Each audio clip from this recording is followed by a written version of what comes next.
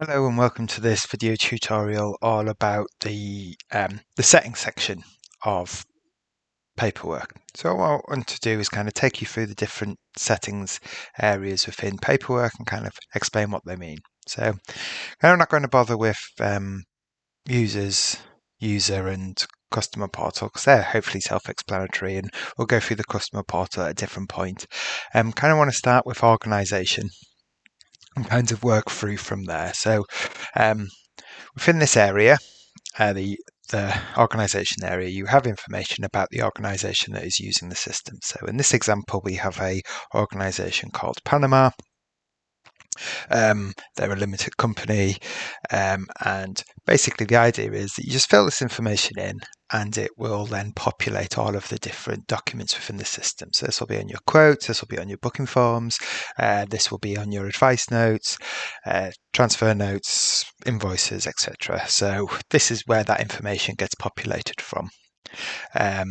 So just work through this as very standard form, and you can input that information here. The logo is mainly used for within the system itself, and not on the document. So if you need to change this logo on the document, we have to do it at our side because it actually uses a different file format. So just contact us and we can change that for you. That's not a problem. So next we've got system. So we'll click on the right hand side here in system, or you can click here on the left within the settings module. So within system, so this is all about how the system works and operates.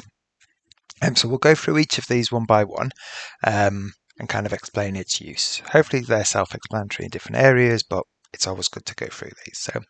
So is a department a required field? So this is very much around do you use departments within inside your organization? So companies might have a hazardous waste management department, like a site cleaning, site services department, and then a skip department.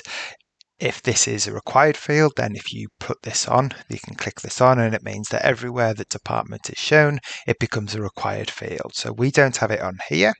So if I was to go into a sale, I'm just going to any one of these. This one here, the department field is at the bottom here, right at the bottom, and we can see that it's blank there. So this in this example, we haven't got any departments set up, so it is blank. So that's why it's not a required field within the organization I'm in. If departments are required, then they have to be added to references, and then once they're added to references, then you can use this field to then add that information. So it becomes a required field. The next we have this idea of strict accounting required. So as the text describes, that if this checkbox is checked, then accounting details, so nominal codes and cost centers, can't be changed in the invoicing area. This will be triggered by choices in the sales and job modules. So as you work through your sales and your jobs, you'll be putting in extras types, waste types that then link through to the references section, which will then mean that these cost centers and nominal codes cannot be changed. We'll go through further in the references section how these all interlink later on, but this is very much like if you are using the finance module and you want strict accounting to be worked throughout, this is where you click that field here. So next we have a system prefix. So on the quotes that we create and the jobs that we create, there's a 3-letter prefix that is identified to a job or a quote. So in the example that we give, this is for disposal, so it's DSP. It means that before every quote, before every job, there is a unique identifier for that. So in this example, it's DSP 2001001, and then there's a job against that, which is number 45. Because we are logged in as Panama, their code is PRR, and this is completely unique identifier. So it means that you could have, so PRR could have a 2001001, but because it's PRR in front of it, it's completely unique. Next, we got opportunity IDs, and the next 4 IDs, the opportunity ID, invoice ID, purchase order ID, credit note ID, these can be whatever you want. These don't have to be unique. They can be just you can be left the same or they can be modified. It just means that like a user or a customer or a supplier knows that they're receiving an opportunity number, or they know they're receiving an invoice number or a purchase order or a credit note. It's just kind of to differentiate between those four types within there. So these can be changed or these can be left. They're set as these defaults, but again, these can be changed on the creation of the software. And finally, at this section, we've got this idea of sales. So within the sales area, so the sales area to the left-hand side, which is in the work module, there's three types of sales. One is a price list, one is a quote, and the third is an agreement. Price lists, by definition, need agreements before they can be turned into a job. Quotes, on the other hand, can be flexible depending on how your organization uses quotes. So it's set up so that quotes can be created and then straight away turned into jobs. However, if you do want a quote to be turned into agreement every time, you can click this button here.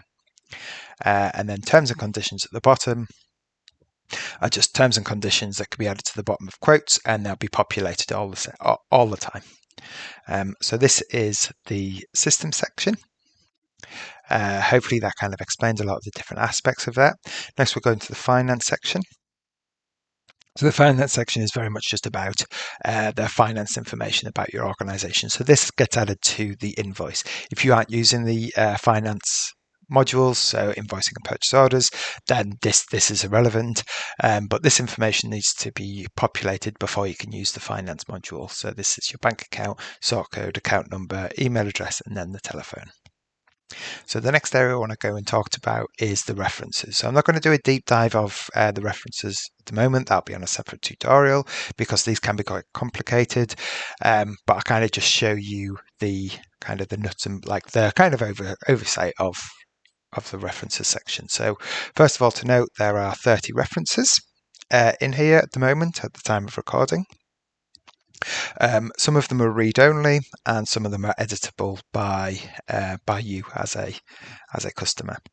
So the read-only ones are your standard things that you shouldn't really be changing anyway. So you've got EWC codes in there or low codes. We've got R&D and HP codes, SIC codes, etc. One of the kind of sections in here that you can look into is kind of, you can go into one of these and click view. This will then give you more information about the different sections you're in. So in this weight volumes type, you can see that there's 21 different entries. And of those, these are all the different weights and volumes you can have against a waste type, against a waistline. So you've got centiliters, what type is it? It's metric, and the kg equivalent.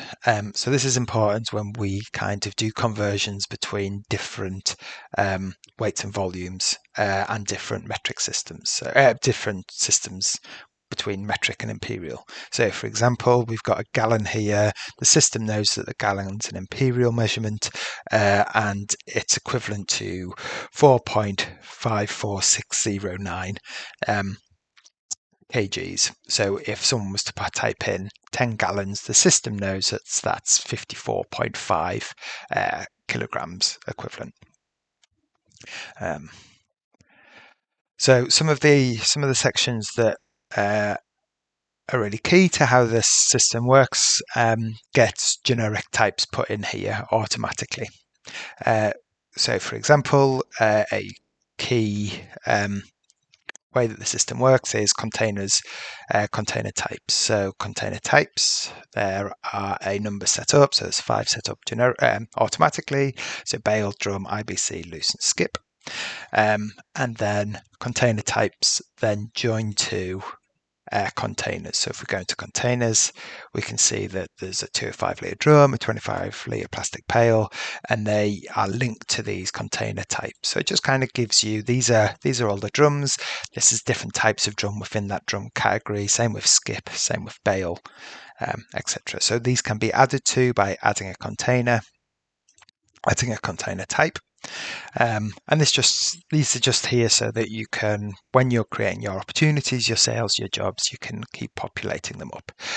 So again, this is just meant to be a whistle-stop tour of this, not a full deep dive. But this reference section is quite important because it kind of interacts with how you use the system and get different informations out. Because again, if we go back into container types, you can see that it asks how many labels are produced for a bale and an IBC and a drum. And this means that when we come to producing labels within the jobs area, the system knows, oh, you've got an IBC, you'll need one for both sides of the IBC that's being moved, whereas a drum, you only need one label. So these kind of all can be connected together. Also, collecting with other container types, so skips generally get picked up alone, whereas bales and drums and IBCs can get loaded into a vehicle together. So that's just a whistle-stop tour of this settings area. In later modules, in later tutorials, we'll go through references a lot more in detail and how they interact with the relationships module and with the work modules, because they are key to how the whole system operates. Thank you very much for your time. See you in the next video.